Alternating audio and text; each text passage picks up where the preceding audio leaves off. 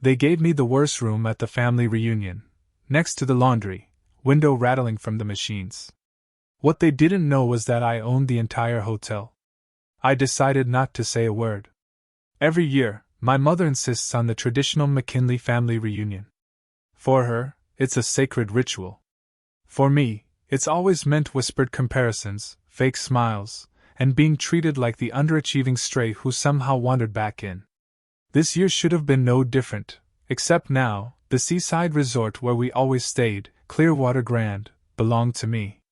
My grandfather, the only one who ever saw me for who I truly was, left it to me in secret 6 months ago. The morning I arrived, my heart thudded against my chest as I walked into the marble lobby. It felt surreal. My family didn't notice me at first. As usual, all eyes were on my sister, Vanessa, everyone's golden girl.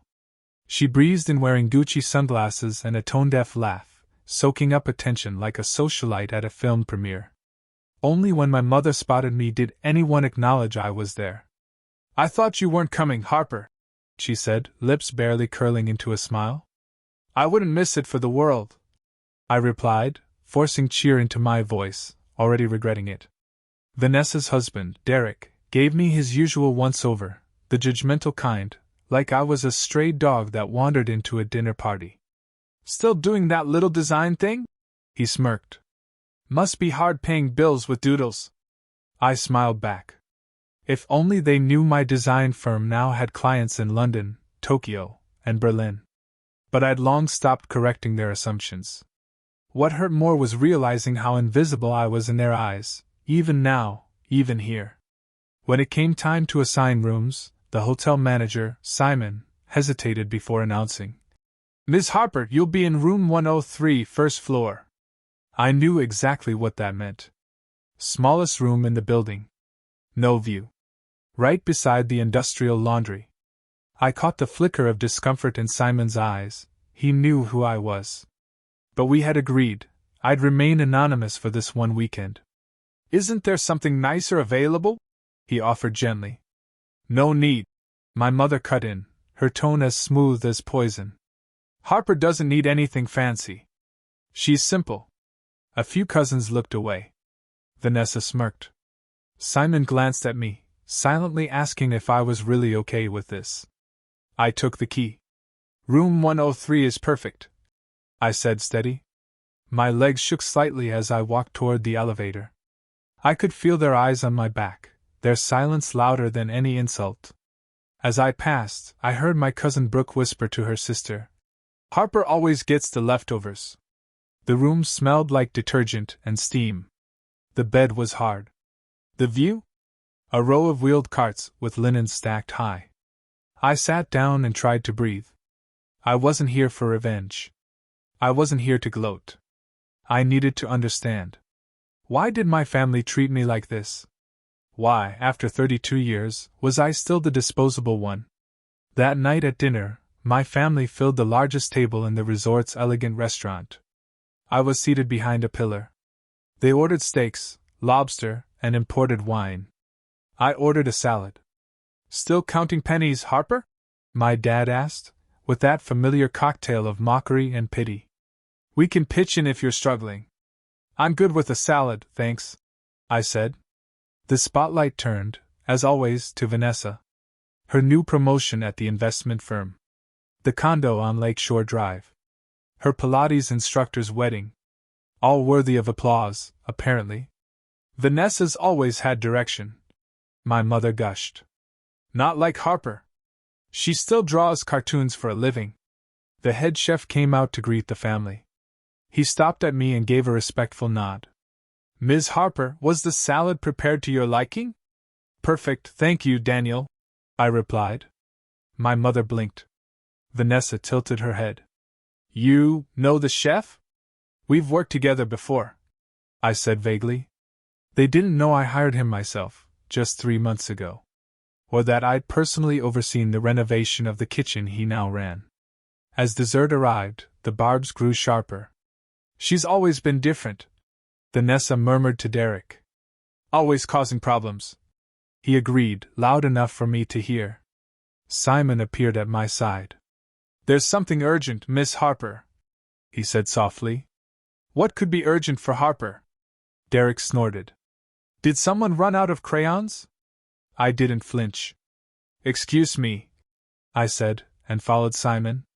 In my private office, the one that used to belong to my grandfather, I looked out at the waves crashing beyond the windows. "I just want to know," I said, "what makes a mother decide her daughter doesn't belong?" Simon looked at me like I had just admitted I was drowning. "Maybe," I said quietly, "the answers are still here. In this place." He nodded and left me alone. Back at the table, as my family laughed over tiramisu, my Aunt Clara asked, "What did the staff need from you, Harper?" "Oh," I said, sipping water. "Just a little mix-up with a reservation." "Typical," Vanessa muttered. Later that night, I stayed behind in the lobby while the rest of them retired to their suites. Simon handed me a cup of tea and said, "Your grandfather believed in you more than anyone." "Sometimes I think he was the only one who ever did," I replied. And I hadn't even opened the letter yet, the one that would break everything wide open. I found the letter buried in a box of documents in my grandfather's old office, yellowed at the edges and dated 15 years ago. The moment I read the first line, I felt my stomach turn. "Dad, you have to understand, Harper isn't like us." She never was. It was my mother's handwriting. Her words sharp, almost cruel in their certainty. The letter went on. "If you keep treating her like your favorite, you're only going to make things worse for her. She doesn't have what it takes to carry this family forward. Vanessa does. She always has." My hands trembled. I sat there, trying to comprehend what I was seeing, confirmation of something I'd always felt but never dared say out loud. This wasn't neglect. It was strategic. Calculated. A campaign to cut me out of the family from the inside out. I dug deeper into the box. More letters, all addressed to my grandfather. Some typed. Some handwritten. All from my mother. All dismissing me, painting me as a fragile, drifting disappointment. There were notes accusing me of being too sensitive, too dreamy, not practical enough. One even suggested that I was emotionally unfit to manage anything long-term. And then, another voice. One that made my throat tighten. A letter written by my grandfather, never sent. "Isabel, I'm disappointed," he wrote. "Your obsession with control has blinded you to Harper's true strengths. She has the heart and mind to build something lasting.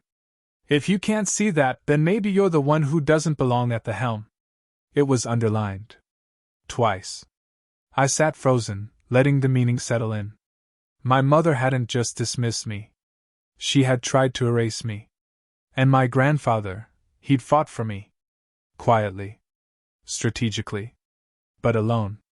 That evening, while the rest of the family sipped champagne on a yacht tour arranged only for the important guests, I stayed behind in the office with Simon. We found more documents, financial records, private notes, appraisals of the hotel's worth. One particularly damning folder showed how my father and Derek, Vanessa's husband, had conspired to manipulate the hotel's sale, trying to buy it under a shell company for less than half its appraised value. "Your grandfather caught on," Simon said quietly, handing me an unsigned contract. "He didn't trust them. That's why he changed the will." That night, as I was rereading the letter in the empty office, the door creaked open. It was my cousin Brooke. "What are you doing in here?" she asked, eyeing the papers on the table. Before I could respond, Simon stepped in smoothly. "Ms. Harper is reviewing some hotel logistics." Brooke wasn't convinced. Her eyes narrowed. "Strange they let you in here. They wouldn't even let Vanessa take a peek." I didn't blink. "Maybe I'm not as insignificant as everyone thinks." She tilted her head.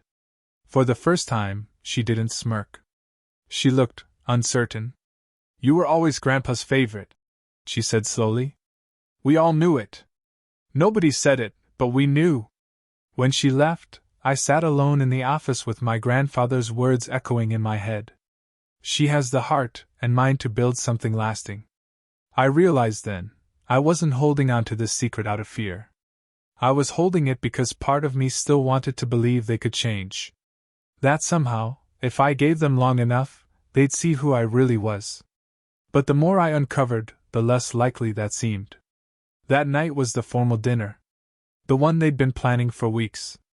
Fine china, 5-course meal, fresh orchids on every table.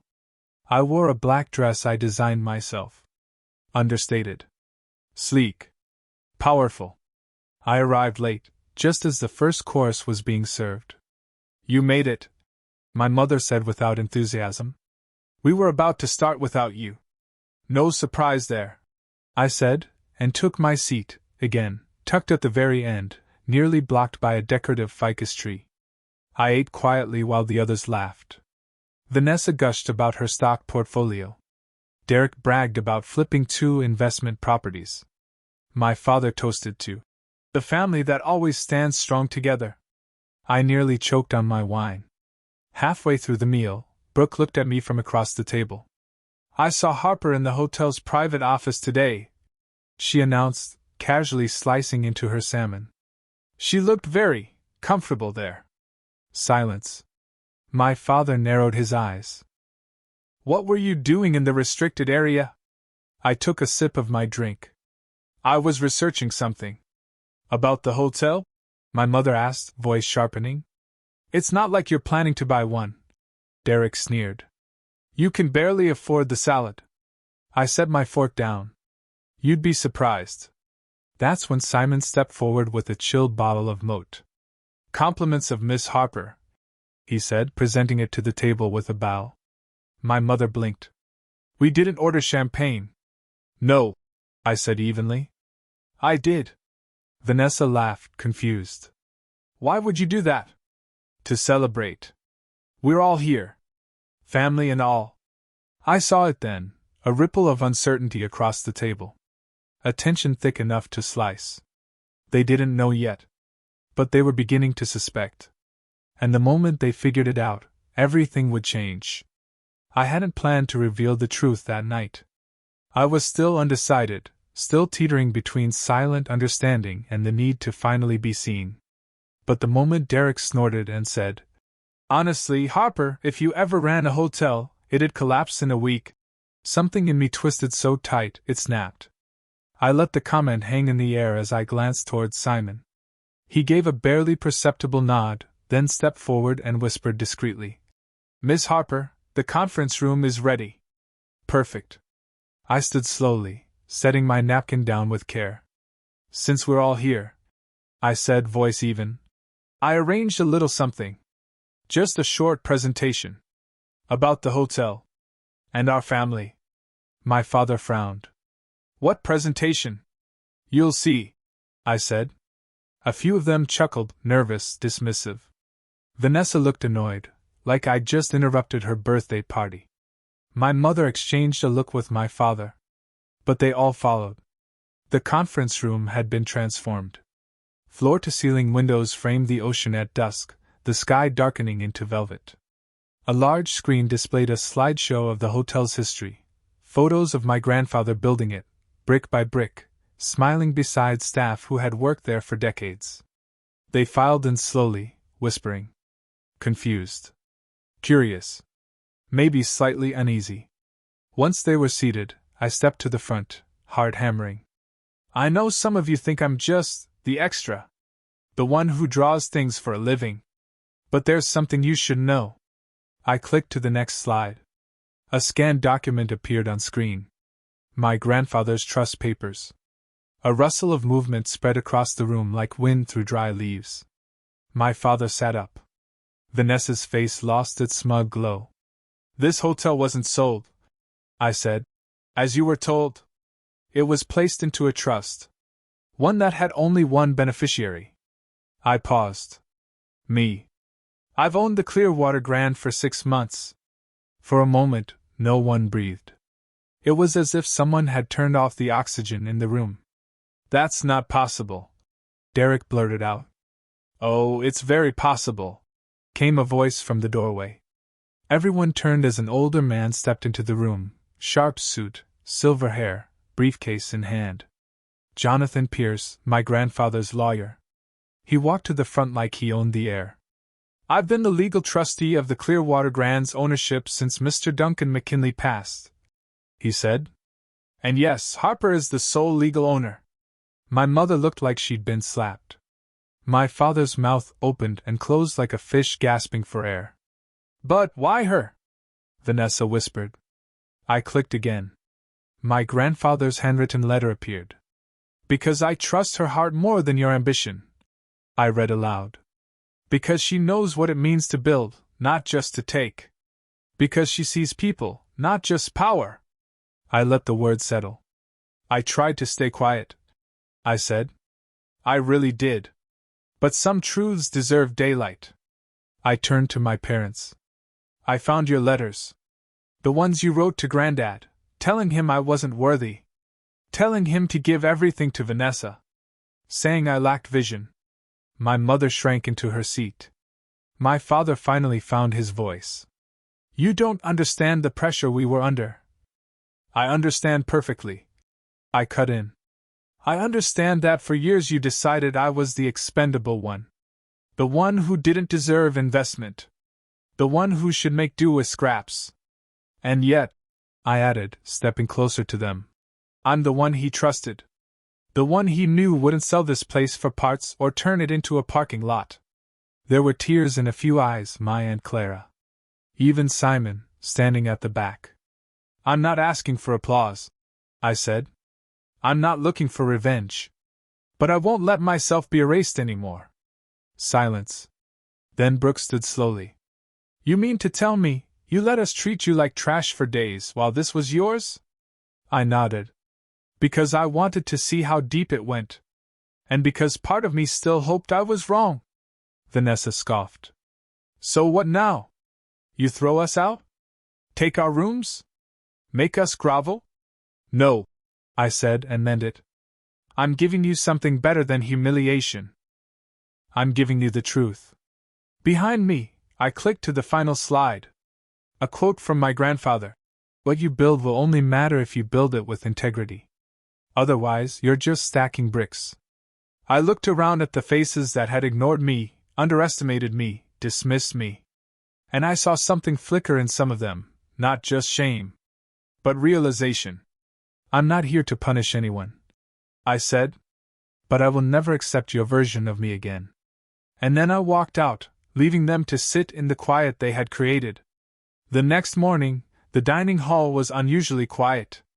For the first time in reunion history, no one was fighting for the best croissants or bragging over who brought in more revenue last quarter.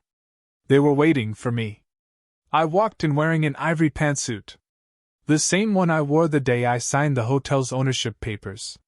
My mother looked up from her coffee, startled by something in my presence she couldn't name.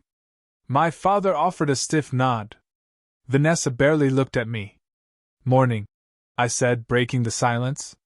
They mumbled back, and I took my seat. At exactly 10 a.m., Simon approached the table. "Miss Harper," he said respectfully, "the attorney is ready when you are." My father set down his fork. "More legal surprises?" I smiled. "Just closure." We gathered in the same conference room as the night before.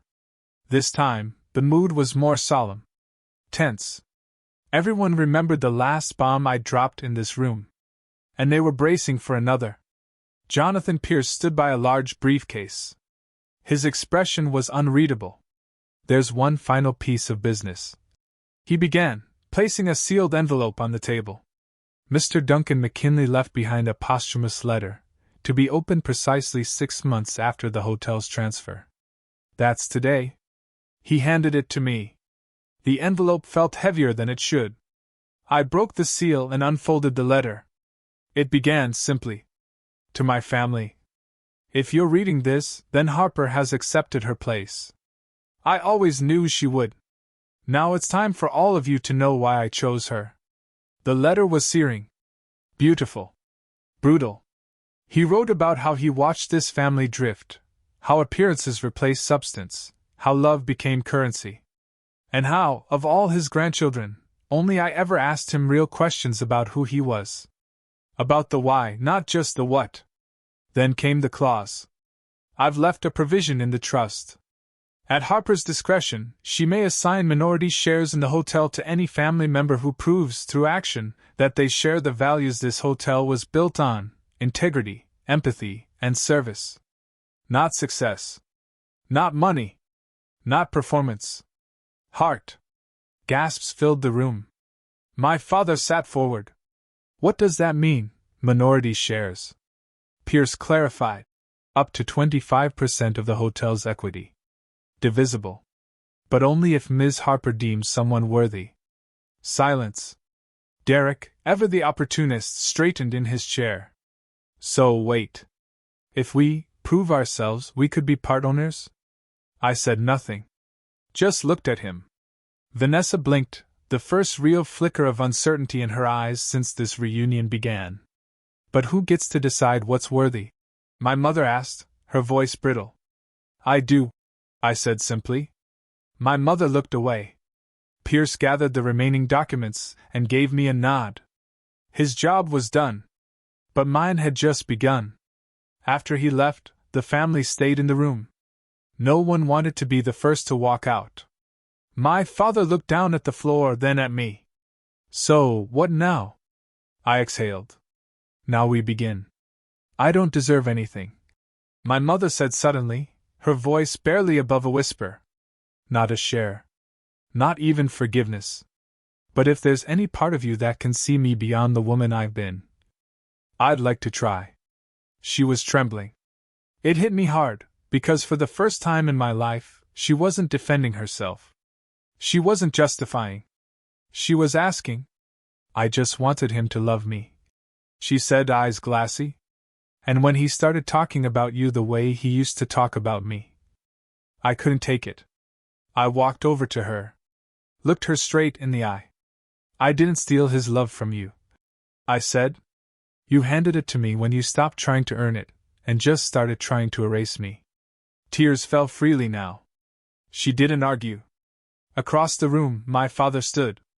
I made mistakes, he said. Some I can't undo. But I'm ready to earn your trust. Not your money. His voice cracked at the end. Then, to my shock, Vanessa spoke. I didn't know about the letters, she said. But I felt it. The way Mom played us against each other. The pressure to be the best. I thought I had to win every room. Every conversation. And you were just being. I didn't hate you, she added. I envied you. That knocked the wind out of me. I nodded slowly. I'm not here to shame anyone, I said. But I am drawing a line. I walked over to the window, the ocean roaring beneath the cliffs. The same view my grandfather loved. This hotel is staying mine, I said. But the future? That's up to us. They all looked at me, waiting. So here's what I'm offering, I said, turning around. Not shares. Not yet. But a chance. A family council. Philanthropy efforts. A mentorship program. If you show up, if you build something, you'll have a seat. That's the only way this legacy lives. Derek scoffed. And if we say no? Then you're free to go, I replied. But don't expect another invitation. I held my breath, waiting. My father nodded. Slowly. I'm in, he said. My mother, still crying, whispered. So am I. Even Vanessa didn't object. Derek stood silent for a moment, then muttered. I need time. Take all the time you want, I said. The door's open. But not forever. That night, as I stood on the hotel terrace overlooking the moonlit water, I whispered something to the wind. Thank you, Grandpa. You gave me more than a hotel. You gave me the power to rebuild us. And tomorrow, we begin. 1 year later, and I still visit room 114 every morning. It's no longer the broom closet with a bed that my family shoved me into. Now it's a museum, small, pristine, filled with framed letters, photos of Grandpa building the hotel with his bare hands, and at the very end, the infamous letter he wrote to the family. The one that changed everything. I had it mounted behind glass. No plaque needed. The words said enough. After that weekend, nothing was ever the same. And somehow, that was the best part. My mother, Isabel, started showing up every Friday afternoon. Not to critique, not to manage, but to help. She volunteers in the hotel's literacy program now, teaching local women how to read and write. She once pulled me aside, eyes red and voice small, and said, "I used to think love meant shaping you into who I wanted. Now I see it was about letting you become who you were always meant to be." For the first time, she saw me. Not the version she wanted, but the real thing. Vanessa stunned us all. She quit her banking job, went back to school, and now interns at a nonprofit that supports single mothers. "I don't want to win anymore," she told me over coffee one day. "I want to matter." Even Dad, who used to talk only in bottom lines and projections, has changed. He manages the hotel's youth mentorship program now, coaching teens from the area in business planning. Sometimes, I catch him smiling like he's finally proud of the man he's become, not just the one he wanted me to fear. And Derek? He disappeared for a while. Months. Not a word. Then, one foggy morning in March, he walked into my office and asked, "You got anything for a guy who used to be an ass but knows how to run expansion strategy?" He's now overseeing our new branch in Santa Barbara. Under contract. No shares. Not yet. But he's trying. That's more than I ever expected from him. As for me? The Harper I was when I arrived at this reunion, quiet, careful, always second-guessing my worth, she's gone. In her place is someone who signs checks, approves vision boards, and gives keynotes on sustainable hospitality. The woman Grandpa believed in? I've become her. Fully. Every corner of Clearwater Grand reflects it now. We've implemented a scholarship fund in Grandpa's name. Transformed 2 wings into inclusive spaces for people with disabilities. Our staff retention rate is the highest in the region. And we're up for a national award for ethical leadership in hospitality. But more than that, we're a family again. A new one. One that argues less and listens more. We still get things wrong, sure. But now we own it. We show up. We repair. At our latest reunion, we all sat together on the terrace where I'd once stood alone. Champagne flowed, laughter bounced off the walls, and no one cared about whose house was bigger or who made more. We'd finally become what Grandpa wanted all along, not heirs to a building, but guardians of a legacy. Before dessert, my mother stood up with a trembling glass and said, "To Harper, who taught us what family really means, and what grace looks like." I felt my throat tighten. I hadn't cried in months. But then my father added quietly, "And to Ernesto, who believed in her when none of us did." Tears came easily after that. Later that night, I went up to the owner's suite, my suite now. I stepped onto the balcony, the ocean stretching like a quiet promise in the dark. I whispered what I always whisper when the wind is soft and the stars are out. "Grandpa, we're okay. We're finally okay." And for the first time in my life, I believed it.